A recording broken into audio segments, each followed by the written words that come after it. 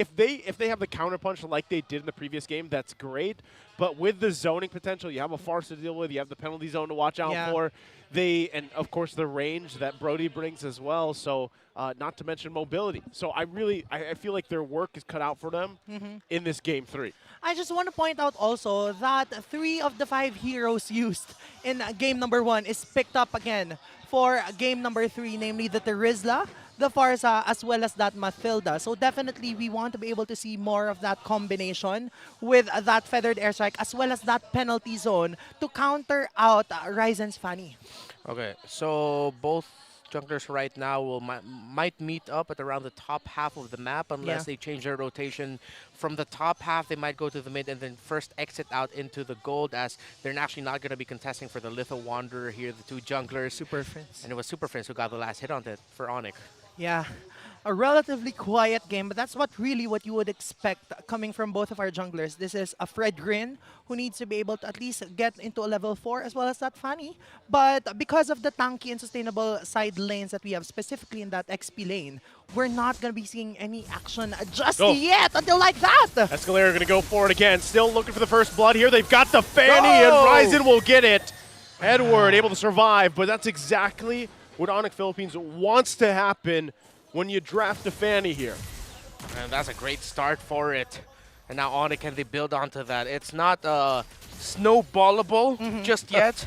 Well, we just addable a lot ever since Echo started saying endable. Yeah. So yeah, it's not snowballable just yet. Maybe after 2 or 3 more kills, it might be. Yeah. But that was a good start. And this is what we have been mentioning just a while ago. This is starting to be, we're at what, maybe 2 of the letters now. A bowl. Yeah. Of a bowl. We got the A-B right now. Snowballable. Yeah. Something like that. Yeah. Right? He's got 2 kills now What in did I say? the hands of Ryzen. And you don't want a Fanny when you have these early kills. This early on, again, it's only 2 minutes. He's got 2 kills.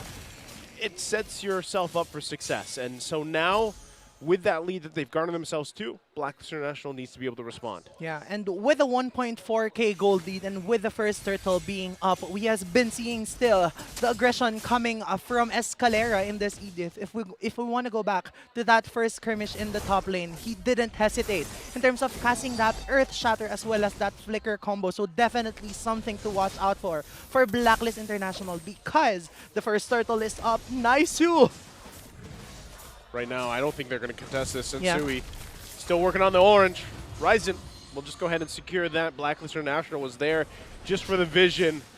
Now Sensui gets that orange buff. So again, it's safer for them to just give up the first one, honestly. Despite even the lineup that they have, they don't want to continue that snowball to build up for Ryzen. Yeah, but Ryzen's hunting them down. He wants it. It doesn't snow in the Philippines, but I want that snowball. That's the right call to make. You're a Fanny. You're paired up with a Bruno. You want to be able to scale up quickly. Yeah. And don't give Blacklist any inch of room to maneuver and then keep the games close. How Onic will convert into that eventually. I just want to say I'm always a big fan of the Uranus pickups, especially up against the Terizla. One of my favorite matchups to play as a Uranus in the EXP lane. Just constantly messing up the Terizla. Terizla thinks, why am I stuck in lane? Why doesn't he want to leave? And again, that's the strength of the Uranus. He's a split pushing hero, even though he's not built for that traditionally, but he is. Yeah, and because of the sustainability as well as the healing coming from that Uranus, we will just be seeing them clear lanes. But so far, because of this not split pushing rather, but because of Cram cutting the lanes, he's able to speed up fast in terms of the team fight right now. Look at him, he's just smacking on that turret. Well, Edward's there trying to desperately clear the minion wave. As we look at the item, Heptasis already for the Bruno, of course. Both of them went for the pants, actually. Haskloss on the way right now for nets. Yeah, so now we haven't been seeing any action 4 minutes in, but this is a 2-0 and Onic Philippines is still leading with 2k gold lead. 12 seconds before the next turtle comes up, but it seems as if Sensui is in a better position now compared to the first turtle. Yeah, I think now that the second one is going to come up here, you'll actually see them all just fight out for it. You can see that both gold laners still going to wait on. Still, Cram though. Here's Ryzen as well. Gonna try to fight and force something from Blacklist International. Renegade gonna go ahead and use that Circling Eagle. They respond. Still gonna be fighting for it though. Ryzen now clearing that mid lane, putting the pressure there where they can. Again, he doesn't really have to be the one to start this up, focus this down, and that's kind of what you're seeing. Sensui will hold that turtle there. Ryzen gets in position. No! Comes through as well. Sensui able to secure the turtle. The feathered airstrike gonna come down. Edward gets out. Escalera in trouble. Sensui gets a kill as well. Puts Blacklist International on the board. Did you see the timing of Edward and Sensui? That was picture perfect. Yeah. No way, of course, that Ryzen rather would be able to get the retribution off. He was pinned down by that ultimate of the Terizla. Oh, can they go in under the turret? Oh, Super Prince wow. goes in, puts the pressure there, and caps it off with the turret. And again, we are going back to the intention of the side of the Sonics to just allow Nets to live comfortably in his lane.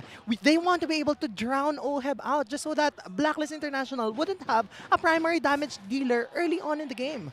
Yeah, Onic, a great call. They lost that turtle. It was a resounding win for the agents, but the fact that they said, let's find something else. Hey, look at the lane. Nets is winning. All right, let's win that lane. Yes. Get the Brody down. Get the Bruno out. That was a great call there by Onic to counter it. And now it's a little bit more even. Onic does have that lead, but the room that Blacklist has on the map right now, because of what happened now in the rotations, now they can do this. They can go to the bottom lane and then break this tower unless Onic go for a full respawn, which it looks like they might try. Escalera again, gonna get spotted out there. Feathered airstrike gonna come waning down to the bottom lane. Renegade flying around, gonna go ahead and go for it. Turret's gonna fall here. Nets can't escape that one as he falls, and another target gonna be there. It's Escalera. Ryzen comes through. Can he get a kill off of it? He can't get the cable off. Now he could be in trouble. He's going to get stopped there, gets knocked up. Ryzen pays the price as he falls in the bottom lane. Oh, he missed the cable and an uncharacteristic overstay by Nets. I really thought that they'd give it up. They held on too much for that single turret. That was not worth it. They didn't lose just one. They lost two heroes, and now a considerable amount of progress has been done on the second turret in the bottom lane. Yeah, and with that, Blacklist International will be able to take this third turtle uncontested because as we saw, Ryzen fell down because he ran out of energy and he wasn't able to burst down the enemies. But Feathered Airstrike has been casted, but it looks like the teams are just gonna back out.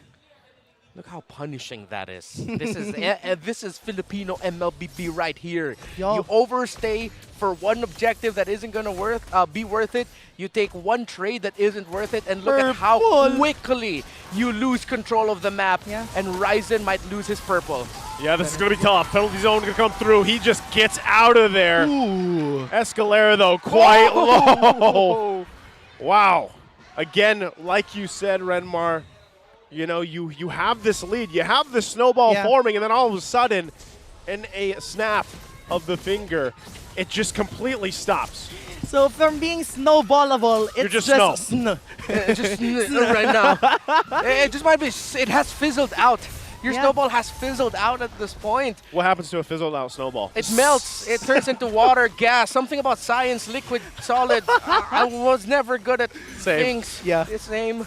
That's why I cast Blacklist International. Now they can just continue this momentum here. As long as they keep taking the condition of the constant invades and the purple buff, it will make Onic struggle. Yeah, and with that, Blacklist evens out the game against Sonics. The 2K gold lead has now dissipated, and so far, we have been seeing Blacklist take on a much more aggressive form because they know Renegade will take them out at any point in time. Man, so quickly, too. Again, how things change here. Even Cram. We know how Uranus works. We talked about him in the early part of the game, but even that's getting a little scary, right? The fact that on this tanky hero who's known for just being a punching bag, really, takes quite a bit of damage, forcing out that ultimate already. Yeah, okay, so because of the game that Onic has had, the Blacklist lead is just a little bit bigger, but yeah, another purple invade by Black. They're going to go for it, put the pressure down once again on Ryzen. Can he get this one? Feathered Airstrike there, also being copied and used from Super Prince. Torn apart memory, gonna find Nets. So down a gold laner for Onic Philippines. It looks like Blacklist International wants to go for the Lord here. Ryzen gonna put some pressure on the top side. Wow, Oheb.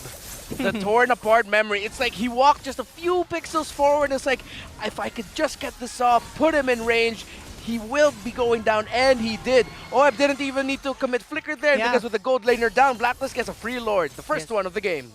And with that, Renegade still taking on that aggressive form. He brought Edward with his guiding wind, but meanwhile, Ryzen still on the top, trying to push and give his team much space, considering that we are now having the first Lord in favor of the side of Blacklist International. And on top of that, a comfortable 1.6k gold lead for there. Anticuras already built up there by Escalera. So that item is going to help them out in terms of reducing the physical damage that the Brody can dish out. But yeah, at this point, both marksmen are in very comfortable positions, even more so Oheb after what happened in that last sequence, already up to roar. Down the mid lane, putting the pressure here once again. All they want is this turret. If they can get a kill out of it, they're happy. But Blacklist International gets the tier 2 in the mid. Next, the bottom, as they march in with this Lord now. Ryzen goes and gets the purple. Still, the rest of the team going to fight it out here, pushing them back. Blacklist International still has to respect the damage coming through from Onic Philippines. Yeah. Ryzen gets his buff finally. Is he going to cut them off? He might look for his own here. Ryzen, is he going to try something? Multiple members there. Renegade still should be able to get out just fine, as he does. Well, he is the all-star EXP laner for this season. Yes. Is Edward. A great initiation, but yeah, you see there the damage output of Onic, especially with Super Prince being able to dash and Shadow Strike easily. Nets as well. Was able to get some hits in Escalera, so the damage is there for Onic. And now at this point, it's more similar to what we've seen all throughout the regular season MPL Philippines. Yeah. It's now about being very disciplined. Being very fundamental. Onic are in this position right now because they were uncharacteristically undisciplined with staying too long just to defend one turret, and then it was turned around. But Blacklist, if they're not careful here and they're a bit too over-aggressive with their dive and their attempt to try and end the game, Onic has the capability at this point to counter-punish. Yes. And penalty considering zone. that Nets will fall down, but it's not yet done. Wow. You were just talking about this earlier. You know, the fact that Edward, he always finds those moments, even when you're not expecting it. And that is I feel like even a nail in the coffin for Nets so far. He's had a tough game. Yeah. And standing at the 0-3 right now, Nets really isn't able to breathe comfortably in this specific matchup. 2.3k gold lead for the side of Blacklist International. A relatively low scoring game still, but the second Lord will be up in a while, 7 seconds before it comes out. But Nets will be alive, so it's going to be a 5v5 for this second Lord of the match. At this point, they now just need to sharpen up their approach and when it comes to the skirmish and the team fighting. And like this. Escalera doing what he did before. Not going to be able to get Edward just yet. He still lives through it. And it's Escalera that pays the price this time. Now Nets on the run again. He's caught out by Yue. 2 down for Onic Philippines, and that means a Lord for the taking here. Ryzen buffless. It's a huge risk if he goes on something. Oheb going to go in quite aggressive himself, using that flicker. Just wants Ryzen out of this Lord pit. A disconnect. They look disconnected right now, Onic, in terms of their fighting. Yeah, they started that off trying to take down Edward, but at this point with the slight lead that Blacklist had, it would have been way too risky. You already had vision, a little bit of vision, I guess, on where the Farsa or idea of where the Farsa is, but then with everything that you use for the engagements, Onic had nothing to use to protect their Bruno, who is now 0-4-1. Earlier we were talking about how Onic, they started this off with the idea of, okay, let's protect Nets, and after that it's like they've lost track. After losing control, they haven't been able to gather themselves. Yes, and while we want to take note of that also, for the side of Blacklist International, they're just capitalizing on these mini mistakes coming from the side of Onic Philippines. Even now, Feathered Airstrike has been casted, but the second Lord will be up. You're going to have to deal with it as they do. But now, holding on to one turret. Blacklist International has to wait for these minions, but Again, you can see the struggle here, too. I mean, even Ryzen, the fact that he has to go and take Blacklist International's purple buff, swing around or go back to base, and then be there for the fight. That's tough to deal with here. Yeah, started to Spider-Man at this point. Oh, this is, again, trouble. Ryzen, not a part of this fight just yet. Goes back to base, but with that, as soon as you get back, the base is fully exposed now. Yeah, and Edward survives. See Ryzen there rushing onto the mid lane to just try to clear minion waves, and at this point, this is what Onic can do. As we look at the items right now, up to an immortality already is the Brody of Oheb, Wind of Nature, BOD. He picked that up ages ago. There's only 3 damage items right now for Ness. I believe he's still trying to chase that Wind of Nature. So in terms of the damage department, yeah, he just turned level 15.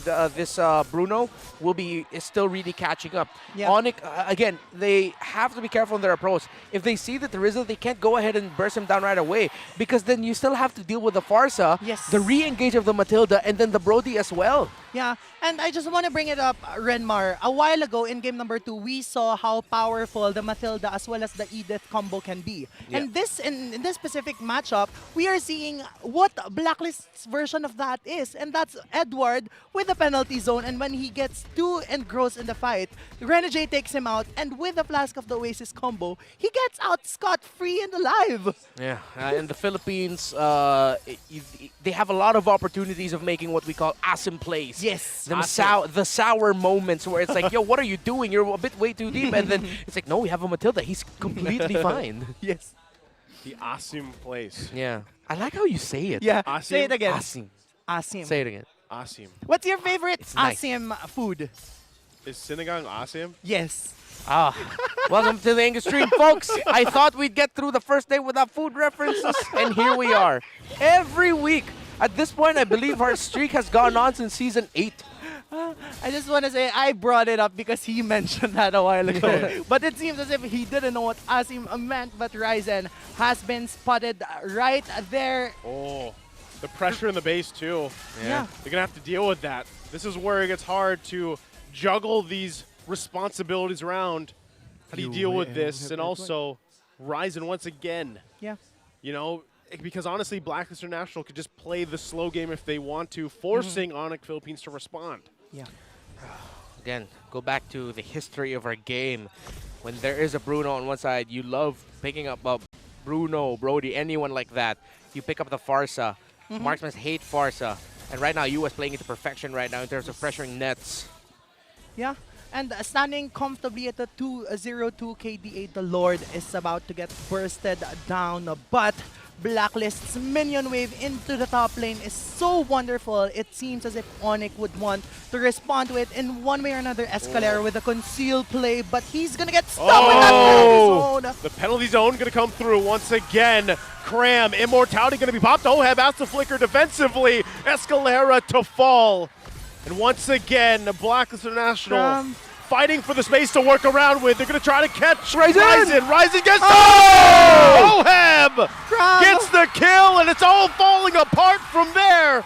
Blacklist International won't even worry about the Lord. They know 3 down for Onic Philippines. They march in with the minion waves. This will take them to match point. UA with some finesse can't get the kill, but they'll get the crystal as they take this next game, and they head to match point. This winning moment is brought to you by our official sponsor, FWD Life Insurance. Classic thing when you're going up against Blacklist. You cannot give them an inch of opportunity to turn control of the game around, because they will break a hole in your house. That's a reference to something that I said earlier in the season if you've been following on. But yeah, again, the costly mistake of overstaying, trying to hold on to a turret they didn't need to hold on to, forgetting that they want to set up for their Bruno. Onic PH were just punished and outplayed in this game number 3. Yeah. Different from the first 2 games, we didn't see Nets deal as much damage output in this specific game. And I think that has got to do with the fact that, as you've mentioned time and time again, and quite obviously, that they were failing to protect Nets and allow him to just sit comfortably in his lane, but at the same time sit comfortably in the back lines. Like they tried to, But I just feel like in this game number 3, Blacklist International made all the adjustments they needed to, right? And this is kind of what you expect. When you get to the playoffs, these teams have played each other multiple times throughout the past, 6 weeks or so. Of course, we had a little bit of a break there. But now they have really gone to a point where they just adjust so quickly, right? And this time it was a Blacklist International that played the part. Not only that, but it's also a risk. And we talked about risk, right? Through draft, we do know that Ryzen loves that Fanny pick, but it doesn't matter what team, what player around the world picks Fanny. You know that is a risk in itself. And teams will play to that weakness of how do we force these situations where we're taking control of their side of the map? Because even then, you force Ryzen. We saw it multiple times. Ryzen literally went halfway across the map to get their buff or put pressure on the side lanes. And what does that do for the rest of your team when you're already behind and your gold lane is struggling, right? You're at a disadvantage. So well played there. But I'm pretty sure our analyst still has a lot more